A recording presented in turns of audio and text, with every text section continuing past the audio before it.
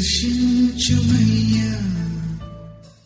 మన ప్రభువైన రక్షకుడైన యేసుక్రీస్తు పరిశుద్ధ నామములో మీ అందరికీ శుభములు తెలియచేయుచున్నాను. మీరందరూ ప్రభు యొక్క కృపను బట్టి క్షేమంగా ఉన్నారని ఆశిస్తూ ఉన్నాను. ఈరోజు బలపరిచే వాక్యము అపోస్తలుడైన పౌలు ఎఫెసీయులకు రాసిన పత్రిక 5వ అధ్యాయము 15-16 వచనములు. దినములు చెడ్డవి కనుక మీరు సమయమును పోనీయక సద్వినియోగం చేసుకొనొచ్చు. అజ్ఞానుల వలె కాక జ్ఞానుల వలె నడుచుకున్నట్లు జాగ్రత్తగా చూచుకొనుడి. దేవుని యొక్క వాక్యంలో అపోస్తలుడైన పౌలు సమయం గురించి ప్రత్యేకమైన విషయాలను మనకు జ్ఞాపకం చేస్తూ ఉన్నాడు. అపోస్తలుడైన యాకోబు కూడా మరి ఈ సమయం గురించి ఆయన తెలియజేస్తున్న మాటలు, నేడైనను రేపైనను ఒకానొక పట్టణమునకు వెళ్ళి అక్కడ 1 సంవత్సరం నుండి వ్యాపారం చేసి లాభం సంపాదించడం రండిని చెప్పుకున్న వాళ్ళారా, రేపేమి సంభవించునో మీకు తెలియదు. మీ జీవం ఏపాటిది?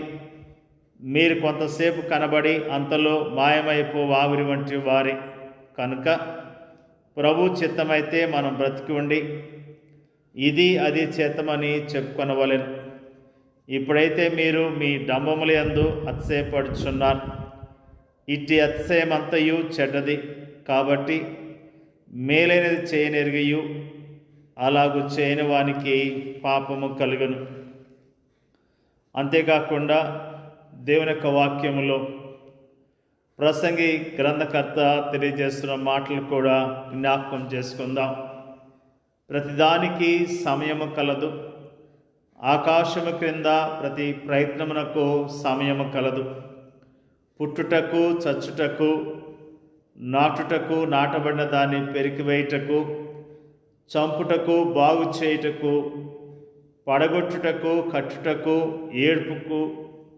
ఏడ్చుటకు, నవ్వుటకు, దుఃఖించుటకు, నాట్యమాటుకు, రాళ్లను పారవేయుటకును, రాళ్లను కుప్పవేయుటకు, కౌగిలించుటకు, కౌగిలించుకుంటా మానుటకు, వెదకుటకు, పోగొట్టుకొనుటకు, దాచుకొనుటకును, పారవేయుటకును, చింపుటకును, కుట్టుటకును, మౌనంగా ఉండుటకును, మాట్లాడుటకు, ప్రేమించుటకు, ద్వేషించుటకు, యుద్ధము చేయుటకు, సమాధాన పట్టుటకు, ప్రతిదానికి సమయం ఉందని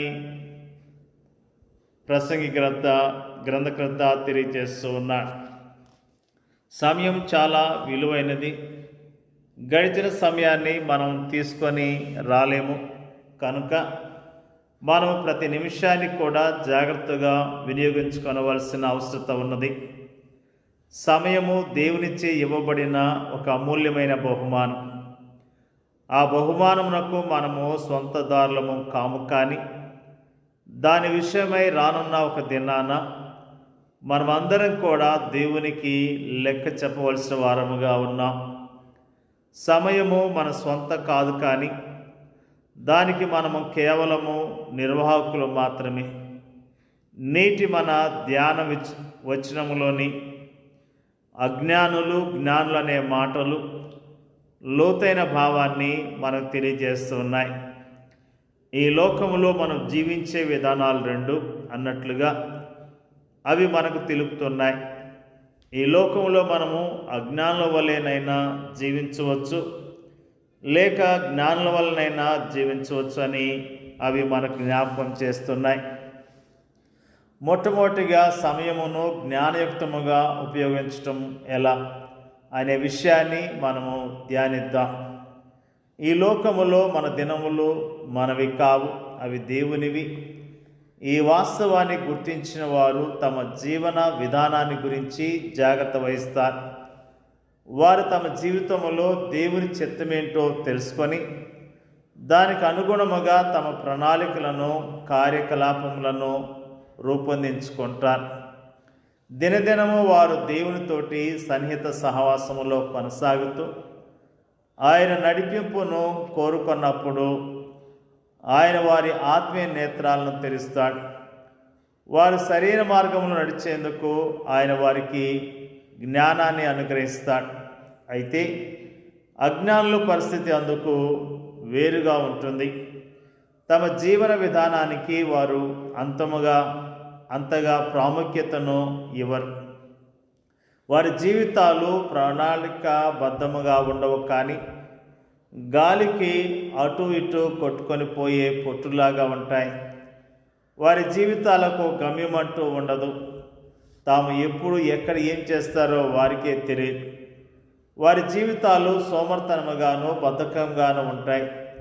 తమ జీవితాల్లో దేవుని ఉద్దేశం ఏంటో వారికి తెలియదు. ఫలితముగా వారు ఐహిక సుఖభోగముల కోసము తాపత్రయపడుతూ తమ జీవితాలను సర్వనాశనం చేసుకుంటారు. వారి జీవితాలు ఇతరులకు ఆశీర్వాదకరముగా ఉండవు సరికదా, వారికి కూడా అవి ఉపయోగకరంగా ఉండవు. ఇక కొందరైతే ఏదో సాధించాలని, ఏదో సంపాదించాలని, ఏదో పొందాలని విరామం లేకుండా యంత్రాల్లా పనిచేస్తూ జీవిస్తుంటారు. తాము సమయాన్ని సద్వినియోగం చేస్తున్నామని వారు అనుకుంటారు, కానీ వాస్తవానికి వారు తమ సమయాన్ని వృధా చేస్తున్నారు. ఎందుకంటే వారు దేవుని చిత్తానుసారంగా జీవించడం లేదు కాబట్టి, నిత్య జీవము కొరకు వారు సిద్ధపడటం లేదు కాబట్టి, ఈ జీవితం తర్వాత వారికి నిత్య జీవము లేదు కాబట్టి, నీవు సమయాన్ని సద్వినియోగం చేయాలని ఆశిస్తున్నావా? అలాగైతే నీ జీవితంలో ప్రతి దినాన్ని నీవు ప్రభువుతో ప్రారంభించు. ఆయన చిత్తానికి విధేయత చూపిస్తూ జీవించు.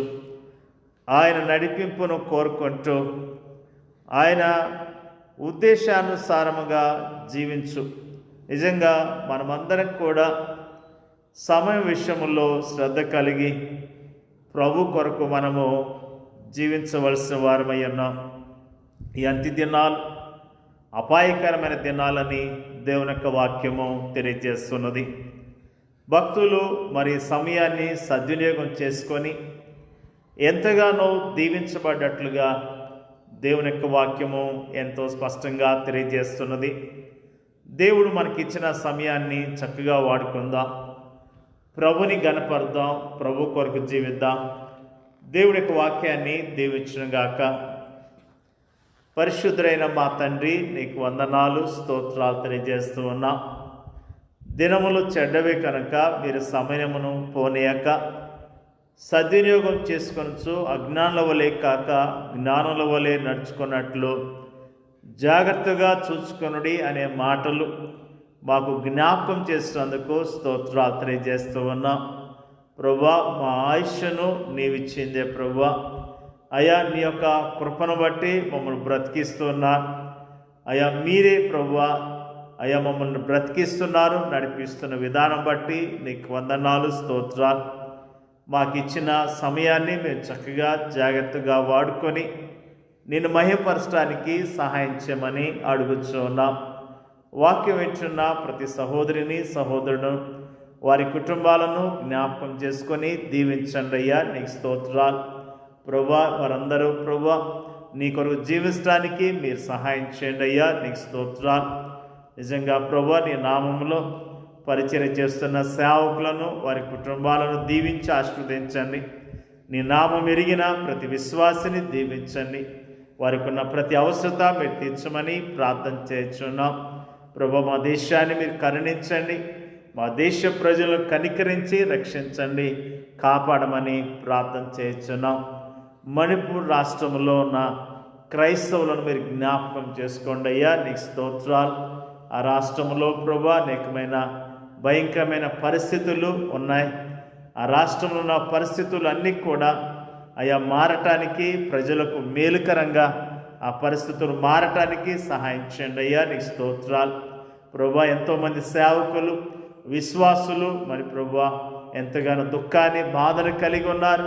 వారిని బలపరచండి, ధైర్యపరచండి, వారి క్షేమం దయచేయండి అయ్యా. నీకు వందనాలు. మరి వారి పక్షాలను మీరే మరి ముఖ్యంగా కార్యాలు జరిగించండి అయ్యా. నీకు వందనాలు తెలియజేస్తూ ఉన్నాం. మరి ముఖ్యంగా ప్రార్థన చేయించున్నాం. మా జీవితంలో ప్రభువా మాకు ఇచ్చిన సమయాన్ని నీ కొరకు వాడి యోగ్యంగా బ్రతకడానికి సహాయం చేయమని, మా ప్రార్థన అంగీకరించమని, మా ప్రభు మా రక్షకుడైన యేసుక్రీస్తు పరిశుద్ధమైన నామములో అడిగి వేడుకొంచున్నాం పరలోకమందున్న తండ్రి. ఆమేన్.